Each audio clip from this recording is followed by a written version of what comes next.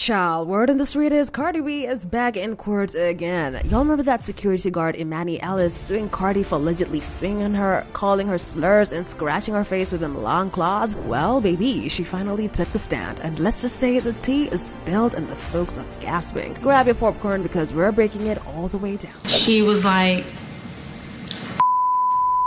that's why I'm gonna beat your I'm gonna get you fired. So let's rewind a little bit because this went down way back in 2018. Cardi B was 4 months pregnant with baby culture, minding her business at her OB appointment in Beverly Hills. According to court testimony, this is where her path crossed with security guard Imani Ellis, and a child, that's when supposedly things went left. Imani claims that she was just doing her job when she noticed Cardi B walking in and said out loud, "Wow, that's Cardi B." Now, depending on who you ask, that was either a harmless comment or the match that lit the fire. Cardi B's here. So I kind of speed walk, but I feel her behind me. Then I hear her talking like, "Oh my God, Cardi B is here."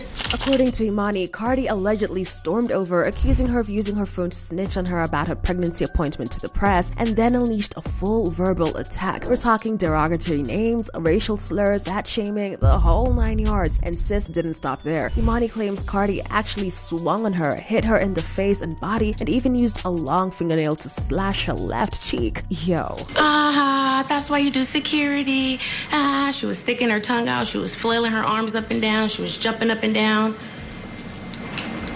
body shaming me. Now, let's be clear. These are Imani's claims. Cardi has denied all of this from the jump, and her camp has called the lawsuit nothing but a shakedown. But in court, Imani painted a picture of an A-list rapper acting like the mean girl from the Bronx with too much power and zero patience. But it don't stop with just the alleged attack. Imani went on to claim that Cardi used her celebrity status to get her fired from the OB office altogether. Now, that would be career assassination on top of personal if true. But here's a gag. Imani had to walk some of that back on the stand after she was exposed by sources from the clinic. She admitted under oath that technically she wasn't fired because of Cardi directly, but because the doctor's office felt like she violated Cardi's privacy. That was after reps from the medical building clarified that the push to let Imani go came from Cardi's doctor and patient coordinator. And let's not forget, hospital privacy violations are no joke. Medical providers do take that very seriously. So was this just Cardi throwing her weight around, or is this Imani fumbling her own bag by doing too much on the clock? The courtroom drama is putting both narratives on display. Now, y'all know Cardi don't bite her tongue. On day 2 of the trial, she sat in the defendant's chair looking unbothered, and when the paparazzi asked if this lawsuit was a money grab, she didn't hesitate. Absolutely. She also flat out said she never touched Imani. What are you talking about? Like, it's like you invading my privacy, and now we're like chest to chest practically. So I keep telling her, like, you need to back up. When Cardi took the stand herself, she admitted things got heated. She said Imani was following her down the hallway with the phone out while she was pregnant and vulnerable, and sis was not about to let that slide. Cardi B's here. So I kind of speed walk, but I feel her behind me. Then I hear her talking like, "Oh my God, Cardi B is here." Cardi testified that she confronted Imani, they got in each other's faces, and yes, names were exchanged. Cardi said she called her the B word, Imani called her some things back, and the whole vibe was tense. I'm telling her to back up, but she's not backing up. And we arguing, cursing at each other. I did call her the B word. But physical, according to Cardi, absolutely not. She said she wasn't stupid since Imani is way bigger than her and she would never try to put her hands on her. She confessed that she ran her mouth, but no hands were thrown. So like, this girl's big. She's big. She got big black boots on. And I'm like, damn. Let's be real, Cardi has thrown hands before. From strip club fights to fashion week brawls, we know that she is not above a scuffle, but this time she swears it was all talk, and the receipts are not exactly in Imani's favor. Back in 2020, witnesses told TMZ that the whole altercation was basically just words. They said Cardi asked Imani not to take photos, Imani got upset, and things escalated into an argument, but no fists, no fingernails, and no slashing. In fact, the staffers from the medical office reportedly had to step in to separate them before it went further. So, what's the truth? Is Imani exaggerating for a payday, or is Cardi brushing off a dark moment that she doesn't want tied to her brand? The fans are split on this one. Some fans are not buying Imani's claims because there's simply no evidence. This fan said, "This lady suing Cardi is so unserious because how you allegedly needed cosmetic surgery from the injuries, but there are no medical records of said injury and no pictures. Her lawyer just taking her money, bruh." This seems similar to the album cover lawsuit in that plaintiff's lawyers are completely banking on the jurors and being repulsed by Cardi B, but then she gets on the stand and it's like, oh wait, maybe there's a reason she's a big celebrity with tens of millions of followers, another fan added. Oh, know and love Rihanna. She's been a huge influence in music, fashion, beauty, you name it.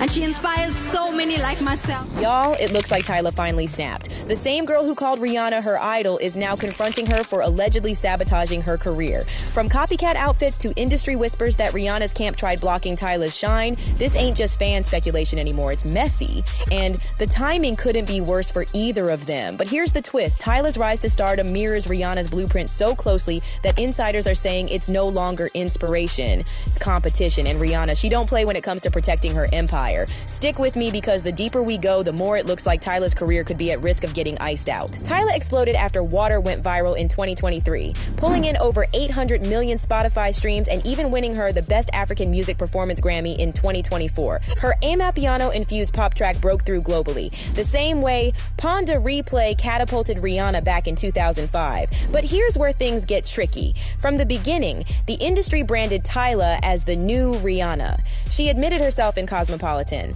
"I thought you had to be American to be famous. That's why I loved Rihanna. Being compared to Rihanna is a compliment." I always say Rihanna. Always. Just the fact that she came from somewhere outside of America and was able to do what she did. Like, I will always respect and look up to her for that. Have you met her yet? Not yet. Hey, I'm nervous. But hopefully one day. Still, compliments turned into constant comparisons. Fans even joked online that Tyla's whole image is Good Girl Gone Wrong 2.0. One viral tweet said, "What in the Good Girl Gone Wrong is going on here? Now she's in a new Rihanna era, I'm sorry. But if I was Rihanna, I would genuinely be annoyed and taken back. Tyla needs to find her own identity immediately." Now, let's talk about the visuals. Tyla's been spotted rocking hairstyles, outfits, and stage looks eerily similar to Rihanna's prime 2010s era, from the short, fiery cuts to oversized denim fits. Fashion blogs already noticed it. At the 2024 Met Gala, she wore a Balmain sand dress that had people drawing parallels to Rihanna's legendary guope gown in 2015, and that's where the friction reportedly started. Rihanna's people built Fenty not just on music, but fashion dominance. Tyla sliding into the same luxury brand deals, that's stepping into Rihanna's lane. Tyla herself has hinted she's feeling boxed in. Just weeks ago, she caught someone secretly recording her mid-conversation, tweeting, "Talking to me while secretly recording is so weird. I can see the lens be by." Fans thought she was subbing Rihanna's camp for trying to keep tabs. It might sound wild, but remember, this industry is cutthroat. Every move is watched. Now, Rihanna ain't said a word publicly, but silence in this industry is loud. Insiders claim Rihanna doesn't need to clap back directly. She controls the fashion and beauty lanes. Plus, she's tied into Roc Nation, the same machine that shapes global careers. If Rihanna don't co-sign you, certain doors stay shut. That's why folks are whispering that Tyla's stall after Water wasn't accidental. Her debut album was hyped, but the rollout felt shaky. And suddenly, Rihanna reemerges at the Fenty x Puma relaunch, dominating headlines the same week Tyla dropped her singles. Coincidence? Fans don't think so. Here's the heart of it. Is Rihanna actively sabotaging Tyla, or is this just the natural consequence of two artists sharing too much space? Some fans say Tyla brought it on herself by mirroring Rihanna too closely. Others argue Rihanna is gatekeeping the lane she built. If Tyla's claims are true, it mirrors a bigger cycle we've seen before. Established stars clashing with the next generation. The industry thrives on competition, but when power dynamics get involved, it turns into sabotage. So, y'all, the question is this. Is Rihanna really sabotaging Tyla, or is Tyla just stuck in Rihanna's shadow until she carves out her own identity? Drop your thoughts in the comments. Do you think Tyla's being unfairly blocked, or is this just the game? Make sure to like this video.